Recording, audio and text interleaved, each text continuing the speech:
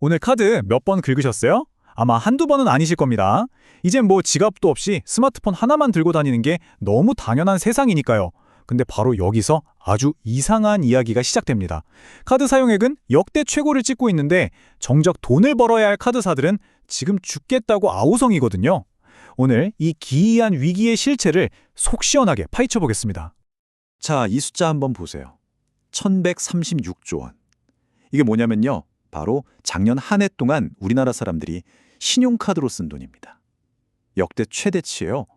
언뜻 보면 카드사들이야 뭐 신나서 돈을 쓸어 담고 있을 것 같잖아요. 특히 우리나라가 전 세계에서도 신용카드 제일 많이 쓰는 나라 중 하나니까요. 하지만 현실은 놀랍게도 정반대입니다. 사람들은 그 어느 때보다 카드를 펑펑 쓰는데 카드사들 수익은 오히려 뚝뚝 떨어지고 있어요. 도대체 이 어마어마한 돈잔치 속에서 왜 카드사들만 웃지 못하는 걸까요? 이 괴리는 어디서 오는 걸까요? 이게 그냥 뭐 엄살 부리는 게 아닙니다. 실제로 업계 고위 관계자 입에서 이러다 우리 다 죽는다는 말이 나올 정도니까요. 한마디로 한국 신용카드 산업이 정점을 찍고 이제 서서히 무너지고 있다는 아주 강력한 경고등이 켜진 셈이죠. 자, 그럼 지금부터 이 이상한 위기의 구조를 한번 제대로 파헤쳐 보겠습니다.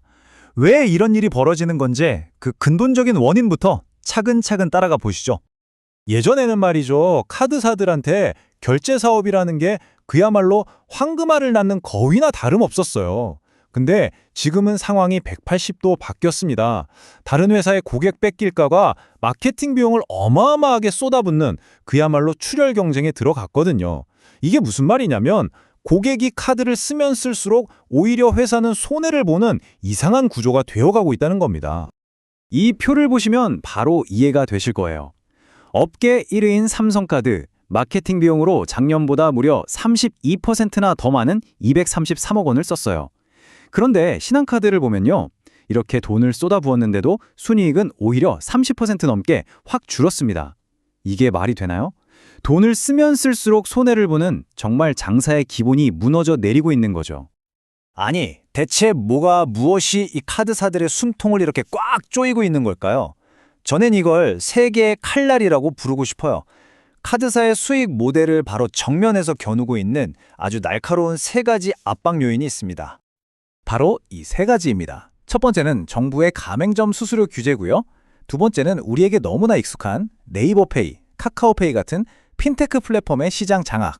그리고 마지막 세 번째는 이러다 보니 카드사들이 어쩔 수 없이 뛰어든 위험천만한 고금리 대출 사업입니다. 하나씩 짚어보죠. 첫 번째 칼날은 정부의 규제입니다. 정부가 영세 자영업자분들 부담 덜어준다고 카드 가맹점 수수료율을 계속해서 낮췄거든요. 물론 좋은 취지에서 시작된 건 맞아요. 하지만 그 결과 카드사들의 가장 핵심적인 수입원이었던 결제 수수료 사업은 이제 거의 돈이 안 되는, 남는 게 없는 상사가 되어버렸습니다. 두 번째 칼날은 어쩌면 더 치명적입니다. 이제 우리 결제할 때 카드사 앱 잘 안 켜잖아요. 그냥 네이버페이, 카카오페이로 다 해결하죠. 압도적인 편리함으로 무장한 이 핀테크 플랫폼들이 시장의 주인공 자리를 완전히 꿰차 버린 겁니다. 그럼 카드사는 뭐가 되냐고요? 그냥 뒤에서 조용히 결제망만 빌려주는 눈에 보이지도 않는 하청업체 신세가 된 거죠. 자, 이렇게 본업에서 돈을 못 벌게 되니까 카드사들이 어디로 돈을 돌렸을까요? 바로 세 번째 칼날, 고금리 대출 사업이었습니다. 카드론, 현금 서비스, 리볼빙 이런 상품들을 팔아서라도 어떻게든 수익을 메꿔야 했던 거죠.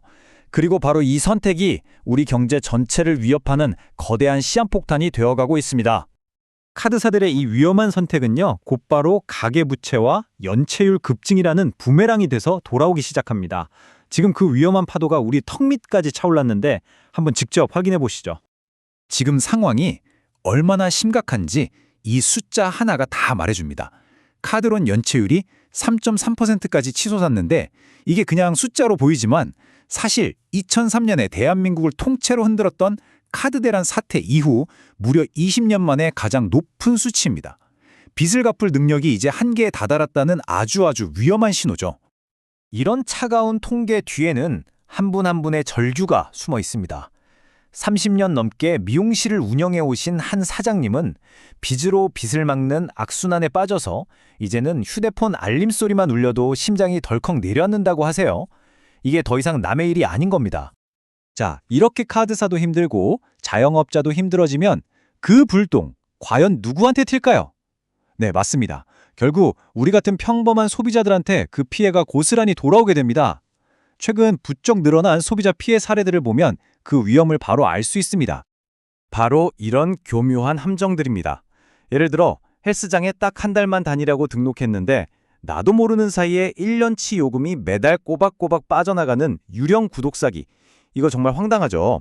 또 1년치 이용료를 한 번에 내면 엄청 싸게 해준다고 꼬드겨서 돈만 받고 며칠 뒤에 야반도주하는 그런 먹튀 업체들도 요즘 부쩍 늘었습니다.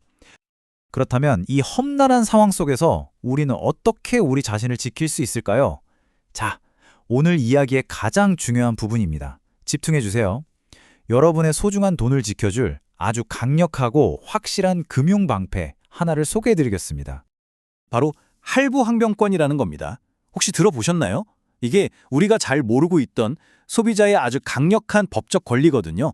쉽게 말해서 내가 등록한 헬스장이 망해서 문을 닫았다 혹은 먹튀를 했다 이럴 때 카드사에 딱 전화해서 사장님, 저 남은 할부금은 못 내겠습니다 라고 당당하게 지급정지를 요구할 수 있는 권리입니다. 이 강력한 방패를 쓰는 법 아주 간단합니다. 딱 3가지만 기억하시면 돼요. 첫째, 결제 금액이 20만 원이 넘어야 하고요. 둘째, 반드시 3개월 이상 할부로 결제해야 합니다. 일시불은 안 돼요. 이 2가지 조건만 충족했다면 업체에 문제가 생겼을 때 바로 카드사에 통보만 하세요. 그럼 남은 할부금을 더 이상 내지 않아도 됩니다. 그러니까 핵심은 이겁니다. 헬스장이나 필라테스처럼 좀 금액이 크고 장기간 이용하는 서비스는요, 꼭 무조건 할부로 결제하는 습관을 들이시는 게 좋습니다. 이 간단한 선택 하나가 나중에 혹시 모를 상황에서 내 소중한 돈을 지켜주는 아주 든든한 안전망이 되어줄 겁니다. 겉으로는 화려해 보이는 신용카드 산업, 하지만 그 속을 들여다보면 수수료 압박, 플랫폼 종속, 그리고 부실 대출이라는 시한폭탄이 조용히 째깍거리고 있습니다. 자, 이런 상황에서 여러분이 매일 쓰는 그 카드는 과연 내 삶을 편하게 해주는 도구일까요? 아니면 나도 모르는 새 나를 위험에 빠뜨리는 덫일까요? 한 번쯤 진지하게 생각해 보셔야 할 때입니다. 여러분의 지갑 속 카드는 지금 어느 쪽인가요?